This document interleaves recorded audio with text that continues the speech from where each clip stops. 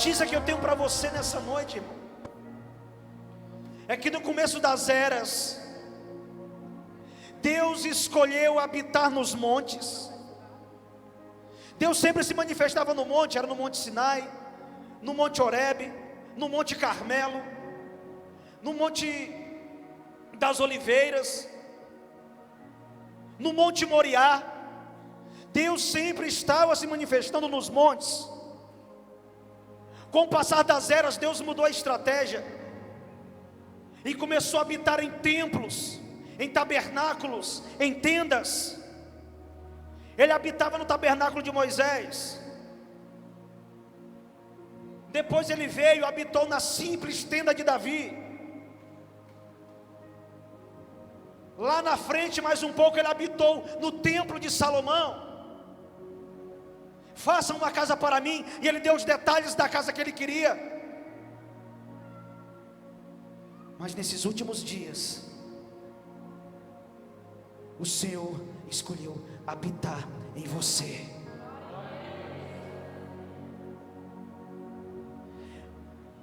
Oh, que privilégio! Nós somos aqueles que carregam a presença, irmãos.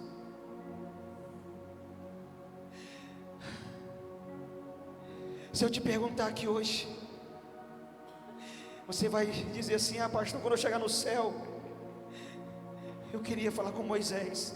Eu queria saber como é que era aquela experiência ali, de estar no monte 40 dias sem comer, sem beber, e ver Deus, e ver a mão de Deus escrevendo numa pedra. Ah, eu queria, quando eu chegar no céu, quero conversar com Daniel. Eu quero saber como foi aquela experiência de Daniel na cova, e os anjos segurando a boca dos leões, para eles não devorarem ele. Ah, não, eu quero conversar com Sadraque, Mesaque e Abednego. Eu quero saber com eles, como foi aquela experiência de entrar numa fornalha ardente, que foi ardida 7 vezes mais, e ali ela não se consumia. Mas quando as pessoas achavam que eles iam torrar, apareceu um quarto homem na fornalha, o Filho do Homem, aleluia, com ai.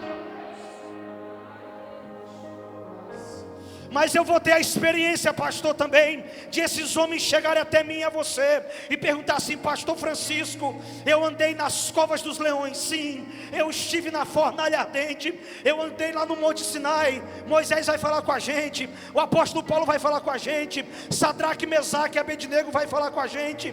Mas eles vão nos perguntar só uma coisa: como é que é ter Deus habitando dentro de vocês? Querido, valorize essa presença. Uma coisa, irmãos, é ouvir a palavra, outra coisa é aprender, e outra coisa é se submeter a ela. Aprender e entender é diferente. Sabia disso, irmão? Aprender é uma coisa, entender é outra. Como assim, pastor? Não entendi. Resumindo a conversa, nós precisamos aprender, não entender, nós precisamos aprender a se submeter à palavra. Muitos ouvem, poucos praticam. Muitos admiram, entendem, mas não querem se submeter a ela. Se eu colocar uma bicicleta aqui em cima, e eu falo: ó, para você é assim que você anda de bicicleta. Você bota uma mão no guidão, bota a mão na outra aqui, bota a perna aqui, e passa a perna por cima do banco, e você sai pedalando. Vocês entenderam ou aprenderam? Entendeu ou aprendeu? Entendeu, né? Mas só vai aprender quando subir em cima e cair, não é? Tem que subir, sentar, pedalar, cair, quebrar, ralar joelho. Aí lá daqui 2 dias você diz: agora eu aprendi a andar de bicicleta, porque eu já tinha entendido, agora eu aprendi. O evangelho não é para ser entendido, é para ser aprendido, é para ser praticado. Porque aquele que ouve essas palavras e não põe elas em prática, irmão, é como a pessoa que construiu a sua casa sobre a areia. Quando o vento vier, derruba ela, porque ele só entendeu, ele não aprendeu.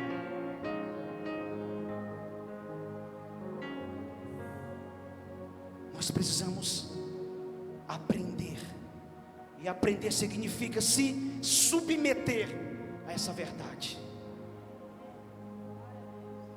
Isaías tem a experiência do fogo.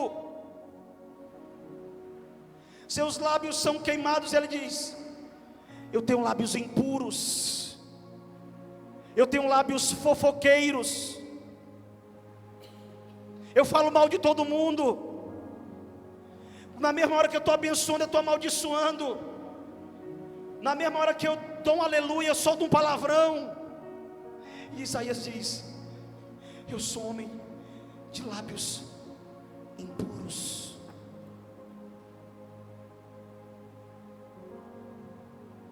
Culto de doutrina agora. Querido,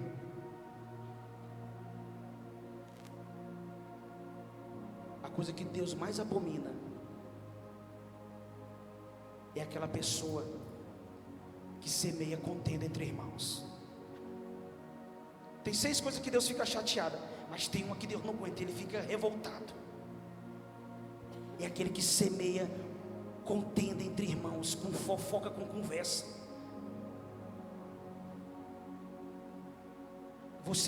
Eu nunca vi esse jovem. Aí o irmão aqui dá um exemplo. Ele chega em mim: pastor Raul, não toca com aquele jovem lá não, que ele é isso, aquilo. Moço, ele vai estragar teu louvor, não vai lá não. Eu nunca vi. No dia que eu chego aqui pro louvor, quando eu vejo ele, eu dou um murro nele. Bum! O que foi, pastor? Não, porque o irmão ele me disse mal de tu, eu já estou logo com raiva de tu. Já estou com raiva, não sei quem tu é, mas já semearam a contenda no meu coração. Vocês estão entendendo? A gente fica, nossa boca destilando veneno, irmão. A nossa boca é para destilar adoração a Ele.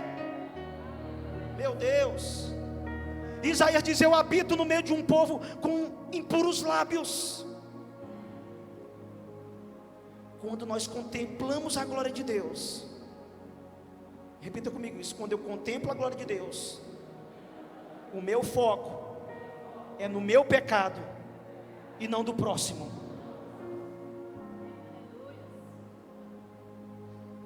Aleluia. E eu vou, porque avivamento, irmão, não existe avivamento sem convicção de pecado.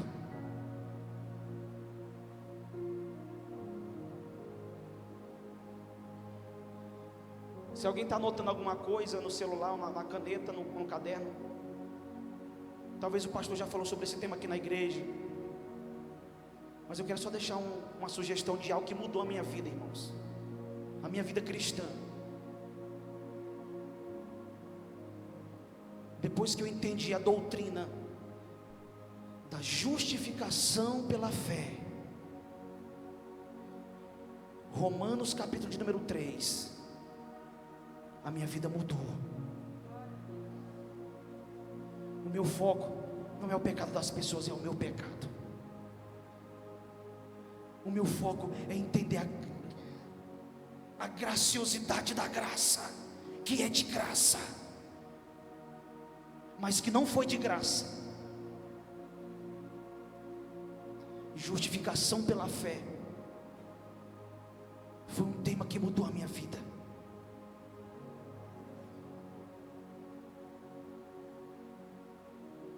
A Bíblia está repleta de exemplos, irmão, de pessoas que participaram de um encontro com Deus pelo fogo, irmão.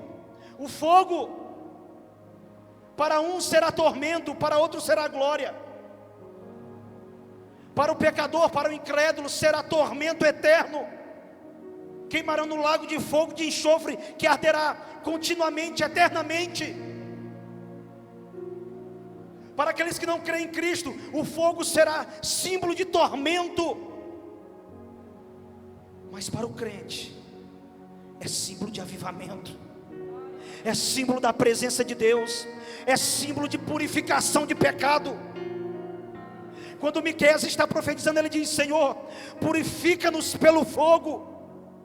Quando Moisés se encontra com Deus no Monte Sinai, a sarça ele se encontra, tem uma sarça ardendo, mas ela não se consome, é Deus se manifestando pelo fogo. Se você ler a Bíblia lá em Levítico, se você ler em Deuteronômio, em Hebreus, a Bíblia diz que Deus, Ele é um fogo consumidor, aleluia. Quando Elias está no monte, lutando contra os profetas de Baal e os profetas de Balaim, a Bíblia diz que ele clama e desce fogo do céu, aleluia. e queima todo o holocausto. Quando João Batista se encontra com o povo na beira do Rio Jordão, a Bíblia diz que ele olha para o povo e diz que ele está batizando com água, mas viria um após ele que batizaria com o Espírito Santo e com fogo, aleluia. O nosso Deus, ele é fogo consumidor, irmão. O profeta Jeremias, no capítulo 23, ele diz que a palavra de Deus é verdade e é fogo. Quando Jesus se encontra com os discípulos no caminho de Emaús, e eles têm a revelação de que é Jesus que está com eles, os discípulos olham um para o outro e dizem assim: não ardia os nossos corações enquanto ele falava? Nós precisamos do fogo de Deus, queridos, desse fogo que purifica, desse fogo que sonda as nossas intenções. Como assim, pastor? Se você está anotando alguma coisa, anote isso. Deus não nos julgará pelas nossas ações, Deus nos julgará pelas nossas intenções. No último dia, nós seremos julgados pelas nossas intenções e não pelas nossas ações. A Bíblia diz que as nossas obras vão passar por uma fornalha de fogo. O que for palha, o que for feno, o que for madeira, vai ficar para trás, vai virar pó, cinza. Mas o que for ouro, o que for prata, vai atravessar aquele fogo. Deus colocará à prova as nossas ações. Lembra do que eu falei aqui ontem? Do jovem que postou a foto, que deu ovo de Páscoa para todo mundo. Aí postou a foto, e quem olhava assim: meu bichinho é bonzinho, dando ovo de Páscoa. Não, ele queria voto. Ele não queria fazer aquilo porque ele era bom. Ele estava fazendo para se promover. Então Deus vai julgar as nossas intenções. Porque, irmãos, até que se eu der todo o meu patrimônio para o pobre, e se eu não tiver amor, não vale nada. Como assim, pastor? Não tem lógica eu dar meu patrimônio todinho para o pobre, eu ficar andando de pé, passando fome, e isso não ter sido por amor. Ué, a Bíblia está dizendo. A Bíblia diz assim: ainda que eu dê meu corpo para ser queimado, e eu não tiver amor, de nada me valerá. Quer dizer que eu posso estar dando meu corpo para ser queimado, eu posso estar dando todo o meu patrimônio para o pobre, com a intenção errônea. Vocês estão entendendo? A minha intenção vale mais do que a minha ação. A minha intenção vale mais do que a minha intenção. Ainda que eu dê os meus bens, todos os meus bens, e se eu não tiver amor, de nada me valerá. Parece que o apóstolo Paulo está dizendo assim, pastor. Parece que ele vai lá na carta de João, e lá em João está dizendo assim: Deus é amor. Aí parece que ele volta lá para o Evangelho de João, capítulo 1, e diz: no princípio era o verbo estava com Deus, e o verbo era Deus. Aí ele pega: peraí, então no princípio era Deus, o verbo se fez carne e habitou entre nós, então o verbo é Deus, e Deus é amor. Então calma aí, então eu posso tirar a palavra amor aqui e vou colocar Jesus em Coríntios 13 e dizer: ainda que eu dê os meus bens para os pobres, ainda que eu dê o meu corpo para ser queimado, e se eu não tiver Jesus, de nada me valerá. Tem muita gente fazendo muita coisa, mas é em nome de Jesus, é para Jesus, é por Jesus, ou é para a sua glória, ou é para o seu louvor? Os irmãos estão entendendo a profundidade do negócio, irmão?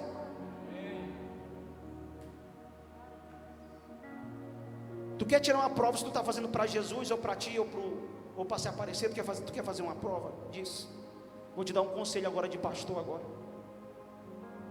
Tu conhece alguém que está passando fome? Tu conhece alguém que está necessitado, precisa de remédio? Daquelas crianças que não pode comprar leite, tem que comprar aquela lata de leite NAN especial, que é R$90 uma lata. Tu quer ver Deus aprovar a tua intenção, irmão? Vai lá na casa, de noite, por dia, tu dormindo, olha o número da casa, olha o endereço, vai lá na farmácia, compra 5 caixas de leite, paga e fala assim, vai lá entregar. Aí a pessoa, mas eu não comprei, eu não mandei trazer nada. Foi um anjo aí. Foi um anjo que mandou vir deixar aqui para a senhora. Aí só você, Deus e o caixa da farmácia vai ficar sabendo. Sabe o que isso vai gerar no teu coração? Humildade. Vai quebrar teu coração, porque tu vai dizer assim, nossa, mas eu queria tanto postar essa no Insta, no status. Olha aqui, gente, eu estou sendo bom, eu estou sendo legal. Não, querido, deixa os céus aplaudir a tua atitude. Deixa os céus fazer isso. Aleluia, é de lá que vem a tua recompensa. Aleluia, aleluia. Fogo de Deus, querido. Mas eu pesquisando na Bíblia Sagrada, eu cheguei a uma conclusão essa semana, de que só existe fogo, repita comigo, só existe fogo onde há sacrifício.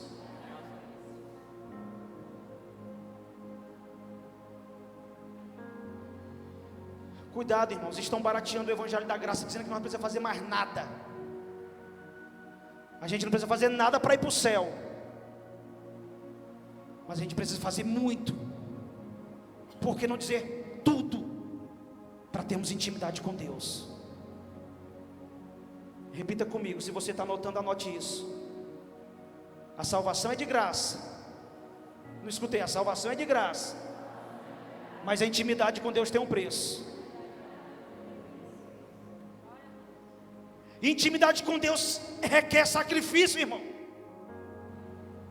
Quando você vai ler Levítico capítulo 9, a Bíblia me mostra que após uma oferta especial do sacerdote Arão, veio Deus com glória e apareceu com fogo que saiu diante do Senhor e consumiu o holocausto. Quando você vai lá para Crônicas capítulo de número 7, o altar estava preparado, o sacrifício estava lá em cima. Depois de uma oração profunda da parte de Salomão, a Bíblia diz que Deus veio com fogo e consumiu o holocausto. Como é que nós queremos fogo na nossa vida, se nós não temos sacrificado nada? Como que você quer viver, irmãos, ardendo por Deus, se você não tem sacrificado nada?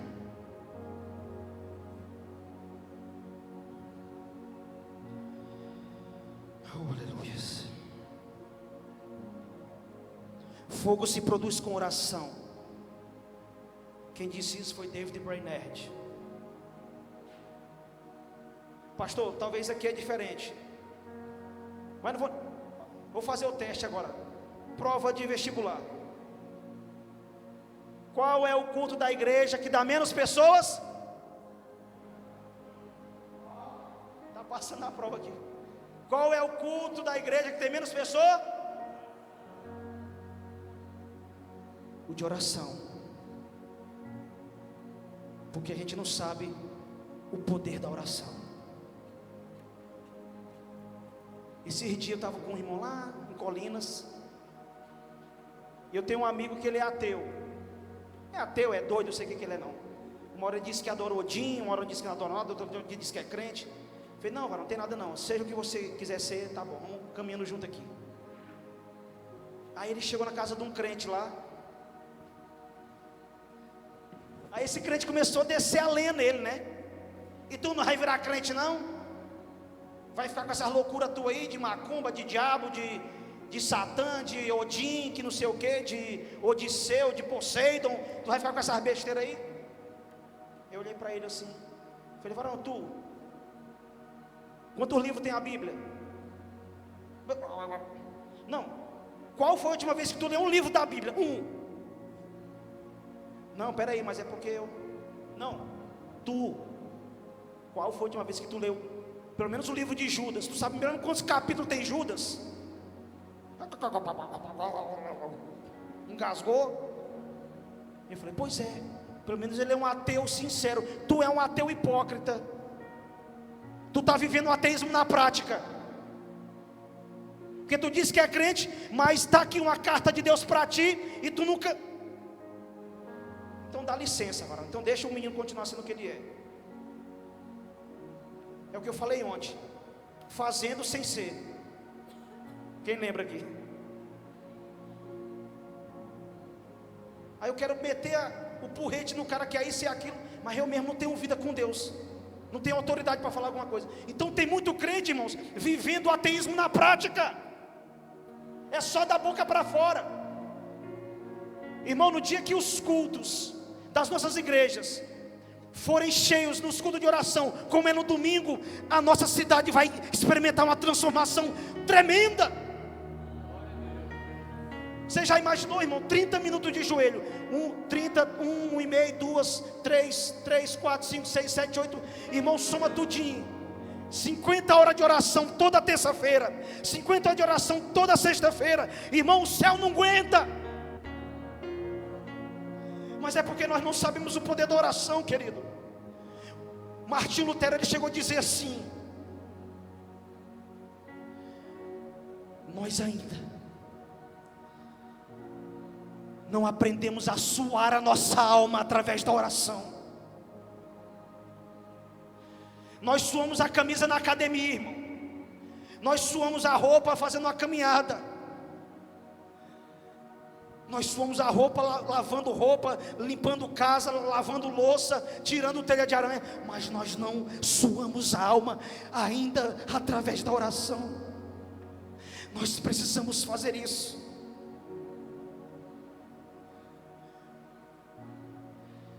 Existe um povo no Novo Testamento que experimentou um avivamento, mas eles obedeceram à voz de Deus. Não existe avivamento sem obediência, irmão. Diga comigo, não existe avivamento sem obediência. Atos capítulo 1, vem comigo. Aleluias.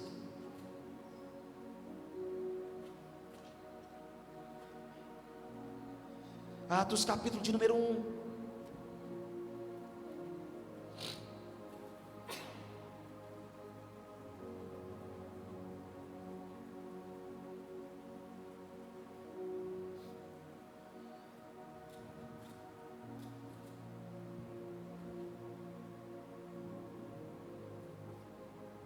Os grandes avivamentos da história, irmãos, só aconteceram porque os homens entenderam o poder da oração.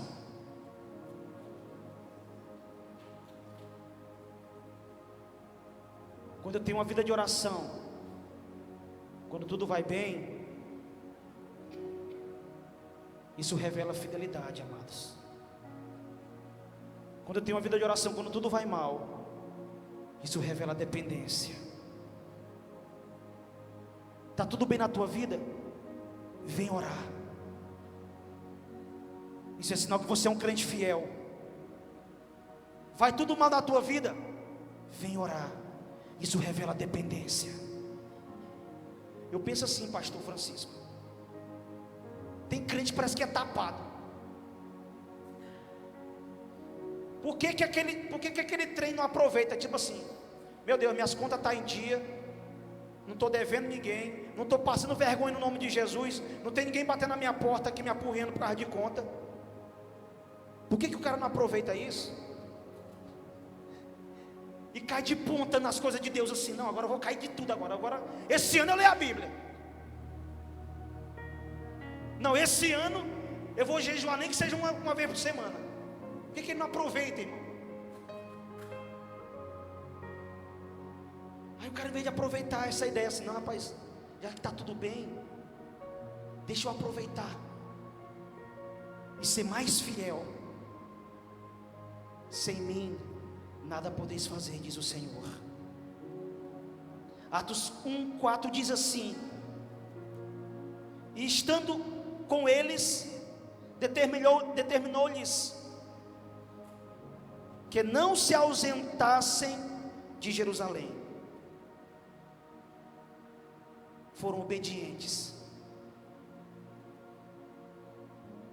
Da crucificação até a ascensão de Jesus, passaram-se quantos dias, irmãos?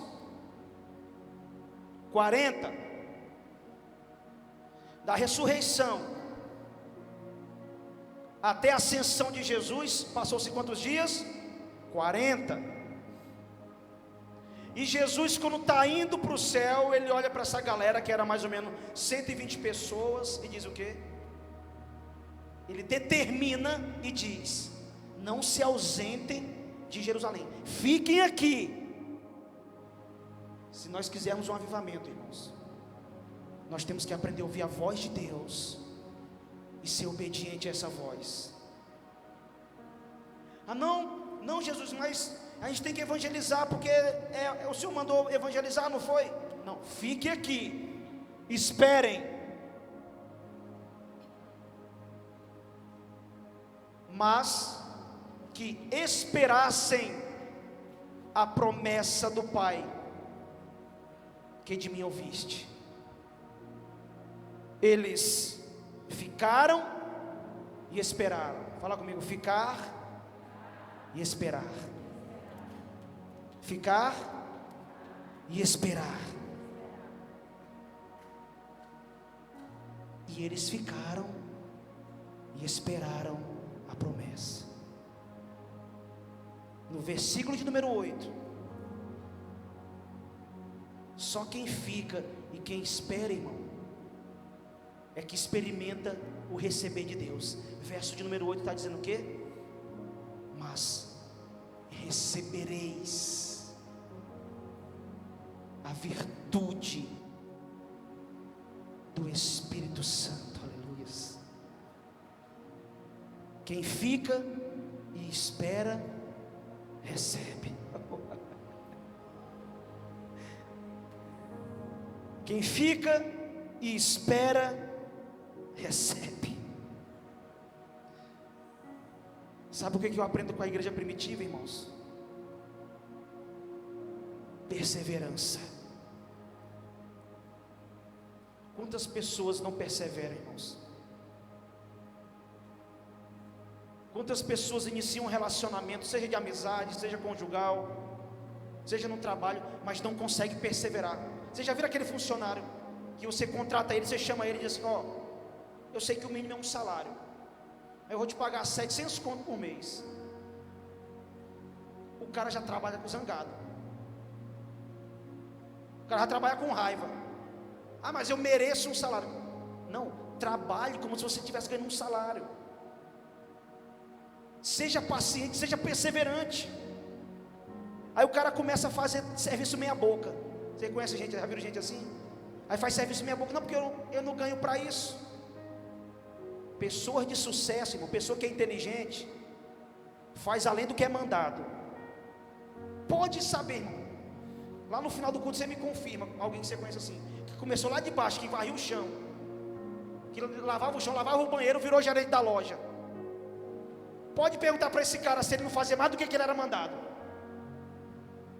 Pergunta: ei, quando tu era lavador de banheiro, tu fazia mais do que era mandado, não era? Era só para lavar o banheiro, mas tu ainda limpava a sala do patrão, tu ainda limpava aquela sala de fulano, tu ainda limpava a calçada, não era? Pode ver, irmão. Pessoa de excelência é assim, irmão, faz mais do que é mandado. Não, mas eu estou recebendo para limpar só o tapete. Aí aqui está tudo sujo, cheio de poeira aqui na janela. Não, mas o pastor me pagou para limpar só o tapete. Mente de porco, irmão. Mente de porco, que só olha para baixo.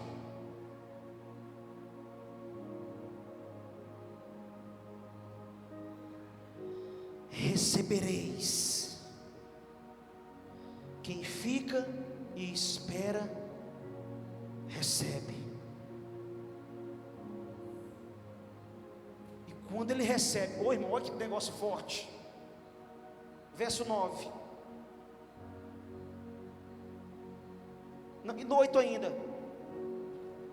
Meu Deus, que mistério. O Espírito Santo que há de vir sobre vós, e ser-me-eis testemunhas.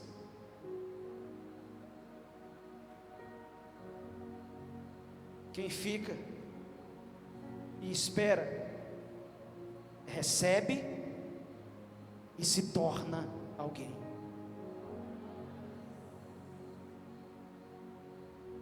Meu Deus, que mistério. Ele não apenas parece que é, ele se torna.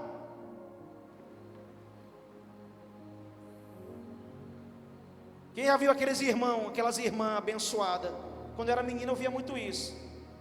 O dia que eu falei aqui, na hora do culto, a música de fogo, o sapato comia e rodava, e cadeira voava, mas lá fora a língua estava queimando, destilando veneno. Só parecia, mas não era. Fazia sem ser. Aí a outra irmãzinha que era quietinha no culto, que não fazia nada, o povo olhava e dizia assim: olha, a pecadora miserável, não presta nem para sapatear. Mas estava com as contas em dia, estava honrando o pastor, estava fazendo a oração dela quietinha, mas não prestava, porque não sapateava, não era crente. Não falava em língua, né? Não, então não era santa, porque não falava em língua. Sendo que a Bíblia diz que o dom de língua não é para todo mundo. E nós ficamos na igreja fazendo, nós temos um termômetro para medir quem é mais santo ou quem é menos santo pelo dom de língua. Se o dom de língua não é para todo mundo, se o Espírito de Deus, Ele dá o dom a cada um conforme Ele quer. Aí nós ficamos valorizando quem fala em língua, que fala um xarabacanta aqui dentro e fala mal dos outros lá fora, mas não valoriza às vezes quem tem o dom do amor, o dom do cuidado, o dom da intercessão. Vocês estão entendendo, irmão? Que a igreja parece ter uma bagunçada assim nas coisas. Quem fica, espera, recebe e se torna alguém, testemunho da presença dEle, aleluia. Eles foram testemunhas, irmãos, oculares. E ser-me-eis testemunhas em Jerusalém, em toda a Judeia, Samaria e até os confins da terra. Eu fui pregar numa cidade lá em Quatro Bocas, irmão. Eu mudei o nome da cidade. O nome da cidade lá era Quatro Bocas. Eu vou fazer aqui um pedido para o prefeito. Vou mudar o nome desse lugar aqui. Vou colocar aqui Esconderijo do Altíssimo. Irmão, pensa num lugar longe. Pensa num lugar, meu Jesus amado, como é que... Aí eu lembrei dessa passagem, ser-me-eis testemunha até nos confins da terra, lá em Quatro Bocas no Pará, é os confins da terra. Pensa num lugar longe. E a palavra de Deus se cumpriu, irmão. Lá nas Quatro Bocas tem uns crentes apaixonados por Jesus. Aleluia. Da ressurreição até a ascensão de Jesus aos céus, passaram-se quantos dias? E Jesus disse o quê? Ficai, esperem, vocês vão receber e serão minhas testemunhas. E sabe o que aconteceu, irmão? Eles perseveraram. Eles foram obedientes e perseveraram por 10 dias. Vem comigo, estou acabando, irmão. Verso 14. Capítulo 1, verso 14. Quem fica e espera, recebe e se torna uma testemunha de Jesus. Isso revela perseverança. Verso 14. Todos estes perseveravam unanimemente em oração e súplicas com as mulheres e Maria, mãe de Jesus, e com seus irmãos. Verso 15: naqueles dias, levantando-se Pedro no meio dos discípulos, ora, a multidão junta era de quase 120 pessoas. 120 pessoas, irmãos, perseveraram unânimes no templo. Vocês já pararam para imaginar o que aconteceria nessa cidade, irmãos, se todos vocês falassem: pastor, bora fazer um desafio desse? Bora ver o que é que acontece se todos nós aqui, sem exceção de ninguém, passar 10 dias ininterruptos em oração. Conheço um pastor chamado Pastor Pedro, na cidade de Brasília, que ele fez uma campanha de oração na igreja dele de 30 dias e falou bem assim: Jesus, eu quero o pecador mais miserável dessa cidade convertido ao Senhor. O homossexual mais depravado da cidade aceitou Jesus na igreja dele. Se casou, teve filho, hoje é pastor na igreja dele. A questão, irmãos, é que nós não acreditamos no poder da oração, do qual Deus nós dizemos acreditar, amados. A Bíblia diz que aquele que se aproxima de Deus precisa crer que Ele existe e que Ele é galardoador daqueles que o buscam. A questão é que nós muitas vezes, irmãos, isso ofende a santidade de Deus. A nossa incredulidade, irmãos, entristece o Espírito Santo. Nós oramos sem crer que Deus pode fazer. Aqui no livro de Atos, a Bíblia diz que Pedro estava preso, e a igreja estava em oração. Quando Pedro aparece e bota a cara na janela, a irmã leva um susto, fecha a janela, volta correndo e diz assim: meu Deus, acho que é o anjo de Pedro que está lá fora. Aí Jesus olha lá de cima e deve pensar assim: vocês são doidos, vocês não estavam orando para eu libertar ele? Eu liberto e vocês ficam... Agora não deve ser o anjo, porque não é possível que Jesus ouviu nossa oração e as correntes... Querido, creia que a única chave que nós temos para os milagres de Deus é a oração. A oração não muda Deus, a oração muda a gente. Oh, aleluia. Capítulo de número 2. E cumprindo-se o dia de Pentecostes, aleluias, estavam todos reunidos no mesmo lugar. E de repente Deus pode mudar a tua vida aqui hoje, querido. De uma hora para outra Deus pode mudar teu casamento aqui hoje. De uma hora para outra Deus pode mudar a tua relação com teu empregado, com teu patrão. De repente que Deus pode mudar a história da tua vida.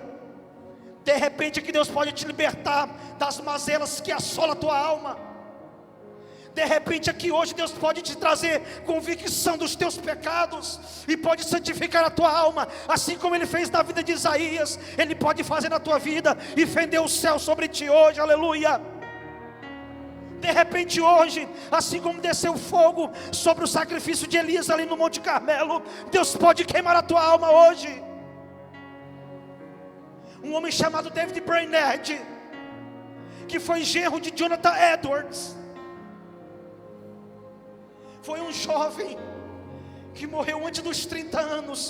Ele deu a sua vida pelos peles vermelhas na Inglaterra. A história desse homem diz que ele aos 20 anos ele se deslocou para uma floresta. E enquanto ele agonizava em oração pela vida daqueles homens, daquelas mulheres, os índios os perseguiam secretamente pela floresta, para ver o que aquele homem ia fazer. Ele nem imaginava que estava sendo espionado pelos aqueles índios, mas alguma coisa chamou a atenção daqueles índios, quando viu aquele homem prostrado, orando pela vida deles, e dizendo: Senhor, me entrega essa aldeia. Jesus, me entrega esse povo.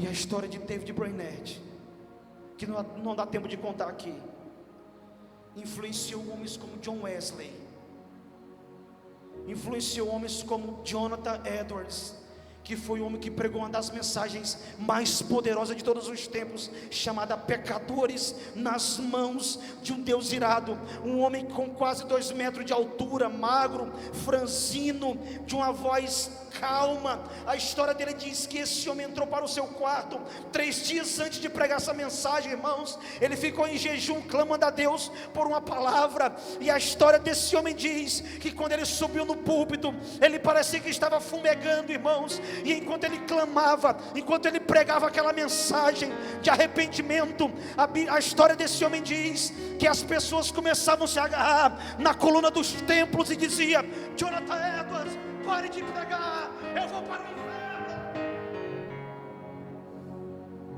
Está nos faltando, irmãos, perseverança na oração. Está nos faltando sede da presença. Está nos faltando ficar, esperar, receber para ser. De repente Deus pode mudar nossa história aqui hoje. A tua vida espiritual pode ser totalmente diferente a partir de hoje. Você pode sair desse limbo da omissão.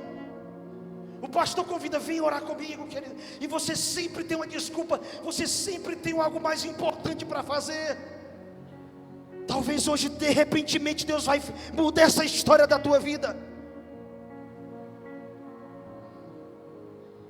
Aleluias.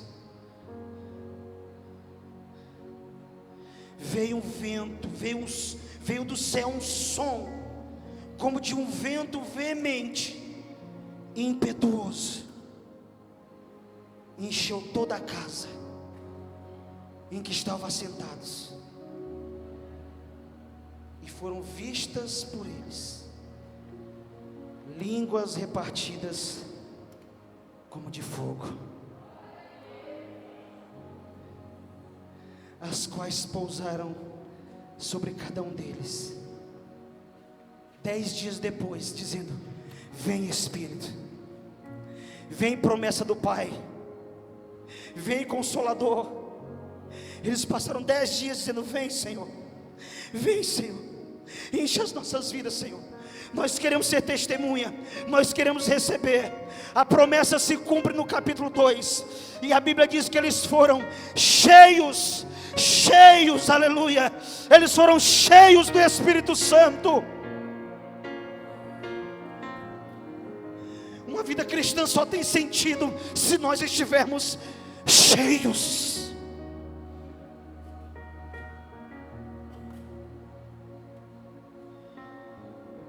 Sabe o que te falta para ficar cheio? Perseverar. É por isso que tu não fica cheio, porque tu não persevera. É por isso que às vezes eu não estou cheio, porque eu não persevero.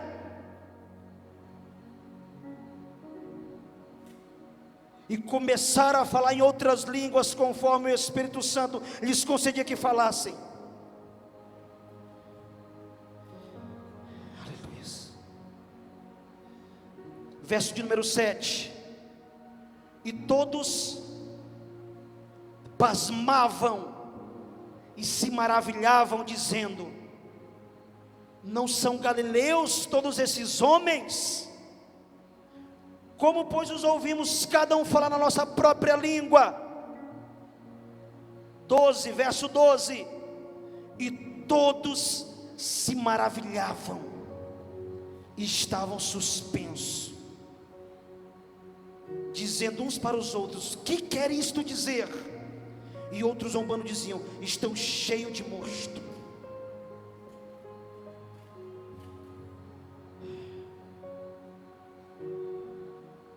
Um verdadeiro avivamento gera constrangimento.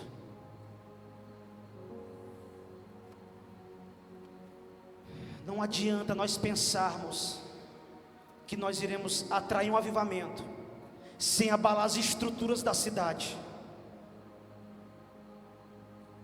Um verdadeiro avivamento, irmão, traz perseguição.